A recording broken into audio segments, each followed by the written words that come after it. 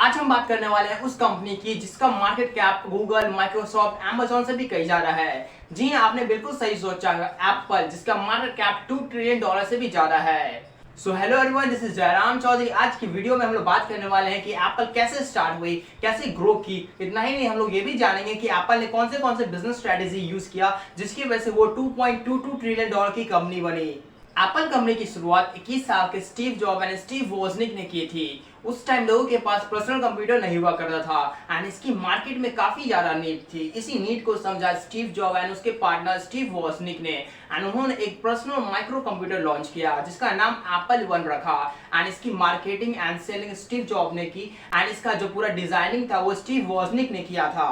वो एक बहुत ही माइक्रो पर्सनल कंप्यूटर था जिसमें बस एक डेस्कटॉप एंड एक टाइपराइटर था जो कि इतना ज्यादा मार्केट में नहीं चली। फिर दोबारा उन्होंने मार्केट की नीड को समझते हुए दोबारा कंप्यूटर बनाया जिसका नाम एप्पल टू रखा।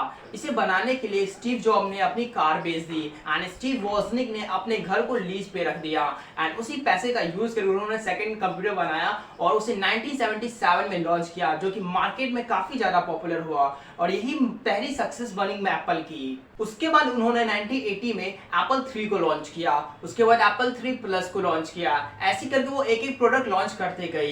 उस टाइम कंपनी के अंदर कॉन्फ्लिक्ट हो रहे थे एंड स्टीव जॉब को कंपनी के मेजर डिसीजन लेने के लिए नहीं दिया जा रहा था, इसलिए उन्होंने 1985 में कंपनी से रिजाइन कर दिया।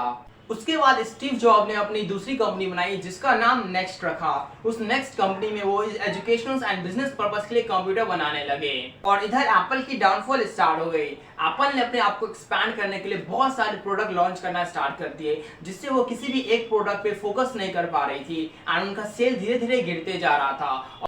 और इधर माइक्रोसॉफ्ट की कंपनी अपने विंडोज कंप्यूटर को बहुत ही बड़े लेवल पे सेल कर रही थी और एप्पल धीरे धीरे बैंकरप्टी के पास पहुंच चुका था। उसी वक्त माइक्रोसॉफ्ट ने उसमें $150 मिलियन इन्वेस्ट किया और एप्पल को डूबने से बचा लिया।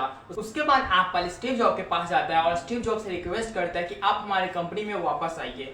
जब स्टीव जॉब वापस आते हैं एप्पल में तो वो देखते हैं कि एप्पल बहुत सारे प्रोडक्ट बना रही है जिसके कारण वो किसी भी प्रोडक्ट को अच्छे से एक्सपैंड नहीं कर पा रही है, उसकी सेल गिरते जा रही है। तो उसने उसी वक्त सारे प्रोडक्ट को बंद करवा दिया जिसकी मार्केट में डिमांड नहीं थी। उन्होंने बोला कि मार्केट में भी बस 4 ही प्रोडक्ट की डिमांड है, वो है laptop, phone, pod and pad. इन्हीं 4 प्रोडक्ट की मार्केट में अभी काफी ज्यादा डिमांड है और एप्पल अभी इसी पे फोकस करेगी। और 2001 में एप्पल ने पोर्टेबल आईपॉड लॉन्च किया जिसको कहीं भी इजीली ले जाया जा सकता था और इसमें कोई भी MP3 गाना सुना जा सकता था। ये प्रोडक्ट काफी बिकी और काफी सक्सेसफुल रही। उसके बाद एप्पल ने अपने आप को लैपटॉप सेक्टर में बढ़ाने के लिए, ग्रोथ लाने के लिए उन्होंने 2006 में मैकबुक लॉन्च किया जो कि बहुत ही ज्यादा सक्सेसफुल रहा। 2007 में एप्पल ने आईफोन लॉन्च किया और स्मार्टफोन की इंडस्ट्री को पूरा हिला के रख दिया।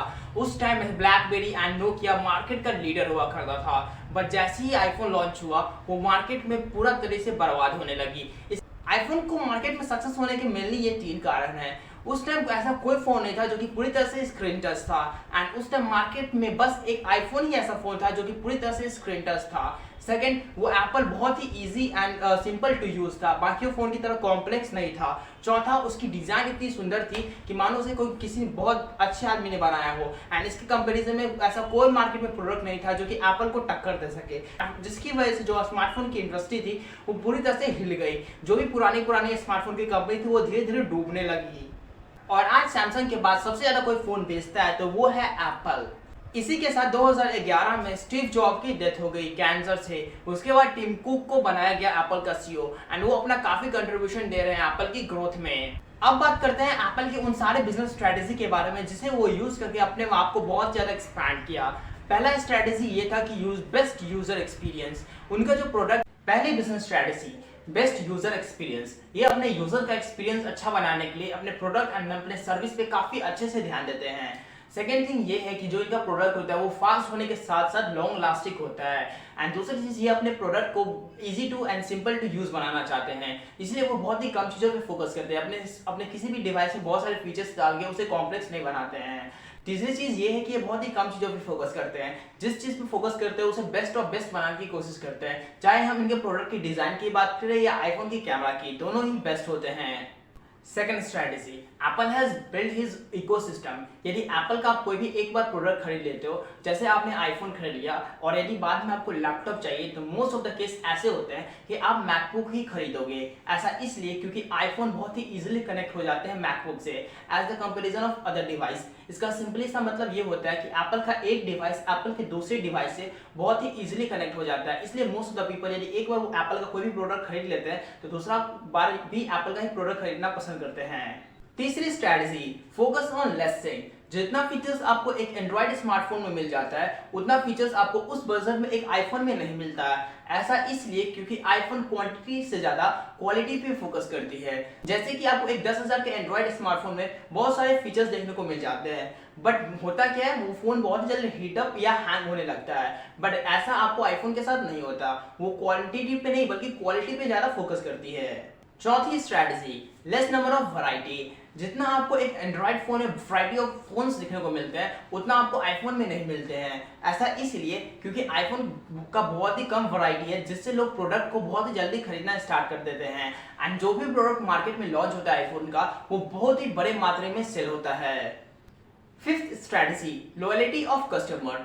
कभी भी आपको एक आईफोन का यूजर्स आपको एंड्रॉइड लेने के लिए सजेस्ट नहीं करेगा, हमेशा वो आईफोन को ही प्रमोट करेगा, आईफोन ही लेने के लिए सजेस्ट करेगा। ऐसा इसलिए क्योंकि आईफोन का जो कस्टमर सर्विस होता है, वो बाकी कंपनी से काफी अच्छा होता है। जब भी आप इनके स्टोर पे विजिट करोगे, तो जहां पे सेल्स पर्सन होते हैं, वो आपको अच्छे से ट्रीट करेंगे, आपके नीड के अकॉर्डिंग आपको आईफोन सजेस्ट करेंगे और आपको कोई भी फोन बाय करने के लिए आपको कन्विंस या आपको फोर्स नहीं करेंगे, जिससे जो इनका कस्टमर सर्विस है वो बहुत ही अच्छा हो जाता है। ये सेम सर्विस आपको इनके सर्विस सेंटर में भी देखने को मिलता है।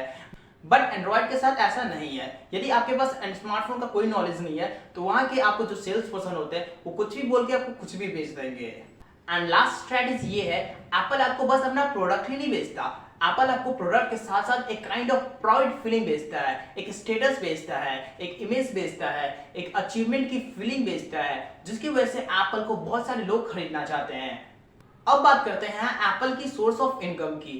एप्पल का जो रेवेन्यू है, उसका 50% से ज्यादा सिर्फ आईफोन को सेल करके आता है। एक तरह से एप्पल आईफोन की सेल्स पे ही डिपेंडेंट है, बट इस डिपेंडेंट को कम करने के लिए आईफोन अपने आप को अलग अलग चीजों में एक्सपैंड कर रही है। जैसे 2015 में उसने एक एप्पल वॉच लॉन्च किया, जिसका सेल्स बहुत ज्यादा हुआ एंड वो बहुत ही ज्यादा पॉपुलर भी है।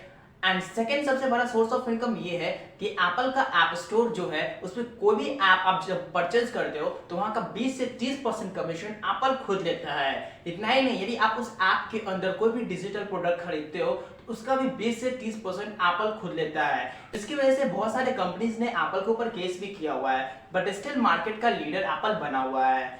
ये चीज बहुत ही हेल्प करती है एप्पल के रेवेन्यू को बूस्ट करने के लिए।